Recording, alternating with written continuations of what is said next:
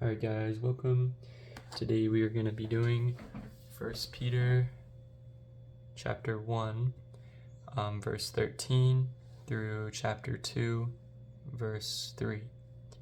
The topic for today, I know I keep saying a lot, I'm going to try my best not to say that. Be holy. For our questions, or what we should be looking for, I'm going to read this right here. Make sure you'll see that. Good. And here we go.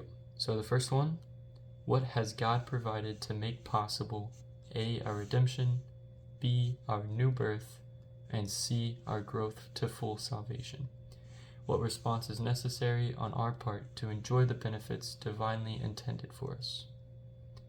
The second talking point, I said, that's awesome. All right, we're actually going to go to this one real quick. So what has God provided to make possible A, our redemption? What has God provided to make possible B, our new birth? What has God provided to make possible C, our growth to full salvation?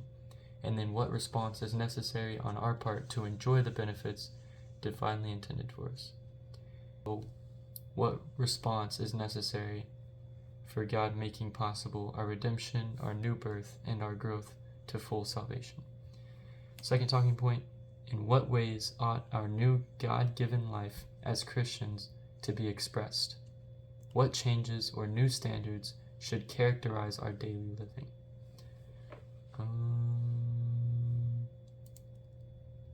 That's pretty self-explanatory, I'm pretty sure. So if you don't understand it, what ways should our new God-given life be expressed? And then what changes or new standards should characterize our daily living?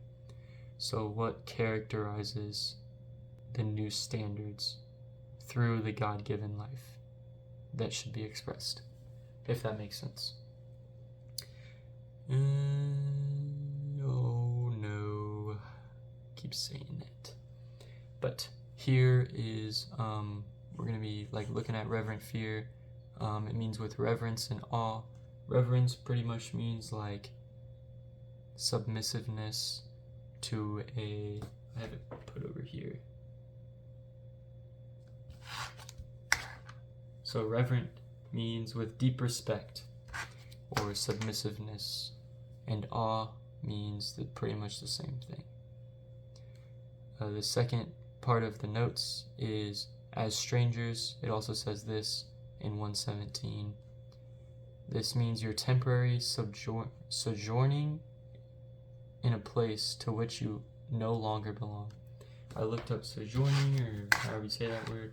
It just means temporary dwelling. So temporary dwelling in a place. But for some reason they put temporary and then temporary dwelling in a place to which you no longer belong. Those are just things to note. Literally says notes. I'll show you my notes after, but let's get into the reading. That's good right there. As we go through, I will stop and do the talking points, or let you know what talking point we're on. Let me flip over to there.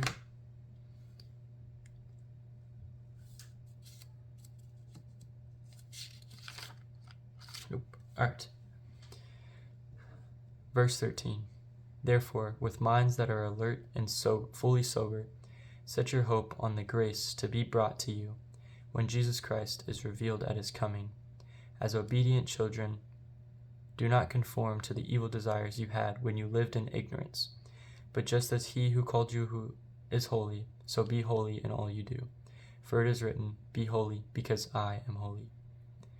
Since you call on a Father who judges each person's work impartially, live out your time as foreigners here in reverent fear. For you know that it was not with perishable things, such as silver or gold, that you were redeemed from the empty way of life handed down to you from your ancestors, but with the precious blood of Christ, a lamb without blemish or defect. He was chosen before the creation of the world, but was revealed in these last times for your sake. Through him you believe in God, who raised him from the dead and glorified him. And so your faith and hope are in God. Now that you have purified yourselves by obeying the truth, so that you have sincere love for each other, love one another deeply from the heart. For you have been born again, not of perishable seed, but of imperishable, through the living and enduring word of God. For all people are like grass, and all their glory is like the flowers of the field. The grass withers and the flowers fall, but the word of the Lord endures forever. And this is the word that was preached to you. Therefore, rid yourselves of all malice and all deceit, hypocrisy, envy, and slander of every kind. Like newborn babies, crave pure spiritual milk, so that by it you may grow up in your salvation, now that you have tasted that the Lord is good. So, first talking point, what has God provided to make possible our redemption? I'm sorry, I keep saying that. What I put was, but with the precious blood of Christ, a lamb without blemish or defect. So this made possible our redemption through Christ's blood. The second one, our new birth. What has God provided to make possible our new birth? And it says it right here. I think this is it. Nope, this one right here. For you have been born again, not of perishable seed, but of imperishable, through the living and enduring word of God. So, through the living and enduring word of God, the answer is word of God.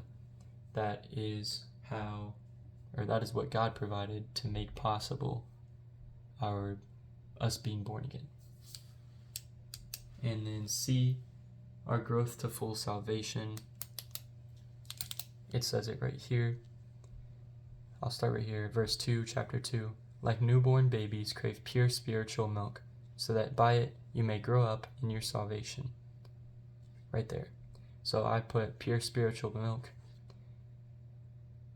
Yeah, that's what I put.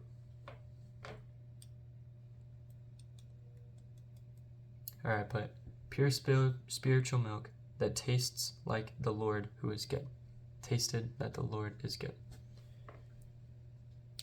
What response is necessary on our part to enjoy the benefits divinely intended for us? What I put was,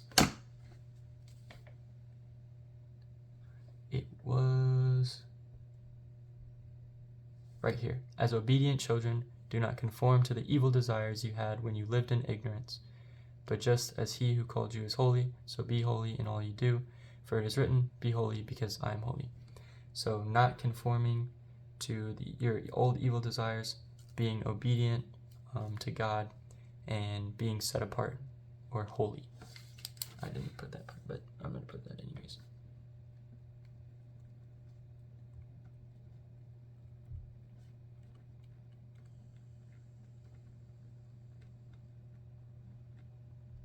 Which pretty much is the same thing, like, as obedient children, do not conform to the evil desires you had when you lived in ignorance.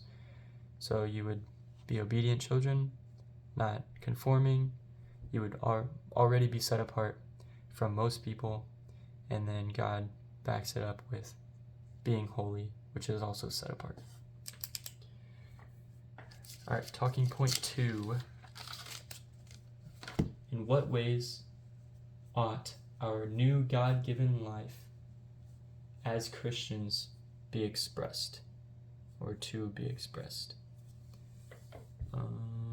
What I put is back right here in verse 14.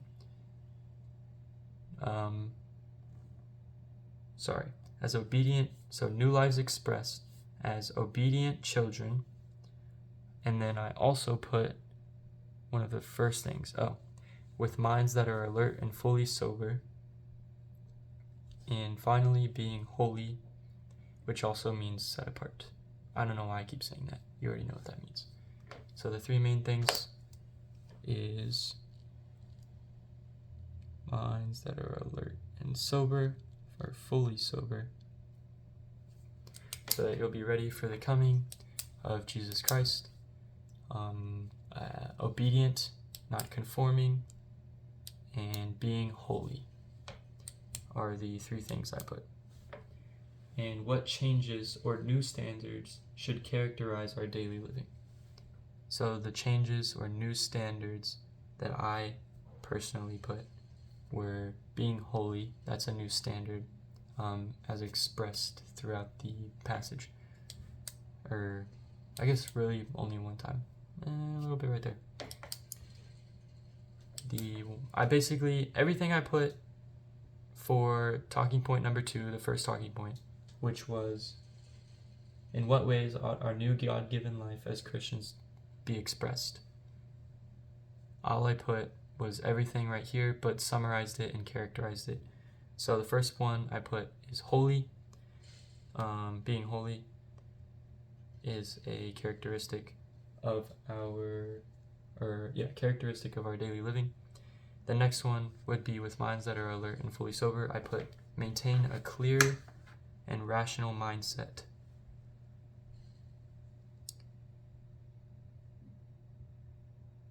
And then the last one, as obedient children, I put willing to comply with requests from God.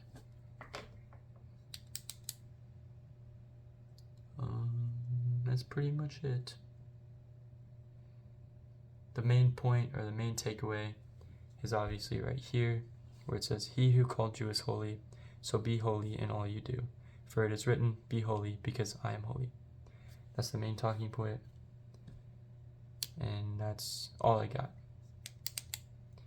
If you have any questions on any of the other parts, let me know, and I will be glad to go over that. I keep saying and the last thing I need to do is show you my notes that I put. Alright, that is the last one. So boom, here's the first one. The first talking point, our redemption, God provided the blood of the Lamb. Our new birth, living an enduring word of God. And growth to full salvation, pure spiritual milk that tastes like the Lord, who is good. I put tastes because it's not literally tasting the Lord.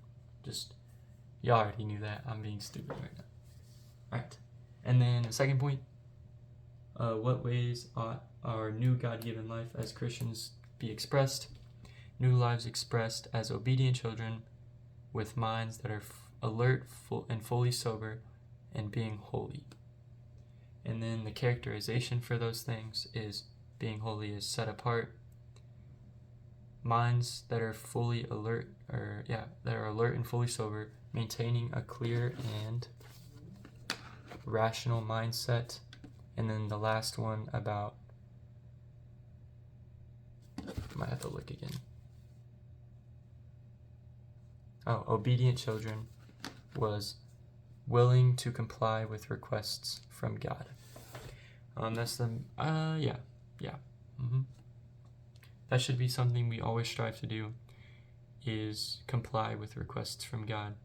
Otherwise, it doesn't turn out very well for us, specifically in trials and tribulations. Yeah. I forgot the other part right here. Kind of added it last minute.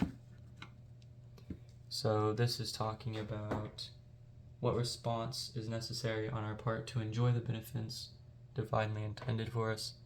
So it's being obedient, not conforming to the evil desires, to be holy, set apart. And now for the extra words, reverent fear, which just means with deep respect and awe. I forgot the D in this and. Let me just be Alright, this is also in Hebrews 12:28. It pretty much says the same thing. This is talking about as strangers, which is just temporary living in a place which you no longer belong. It also says this in 1 Peter chapter 2, verse 11, which I will show you right now. It's pretty much the same thing. I underlined it right here, if y'all could see that. Yes, you can. So it says, "Dear friends, I urge you as foreigners and exiles to abstain from sinful desires which wage war against your soul."